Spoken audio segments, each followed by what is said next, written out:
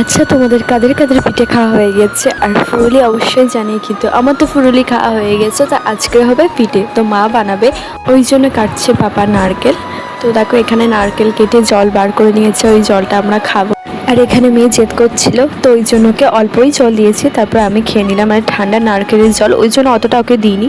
তো hello everyone, welcome back to my channel. তো আমার একটি ছোট্ট মিনি ব্লগে তোমাদের অনেক অনেক ভালোবাসার শুভেচ্ছা।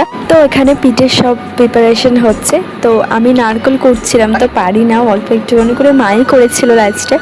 তো তোমরা অবশ্যই কমেন্ট করে জানো কে কে তোমরা পিঠে করতে পারো। আর এখানে দেখো মেয়ে খালি আটা মেখে ভূত হচ্ছে।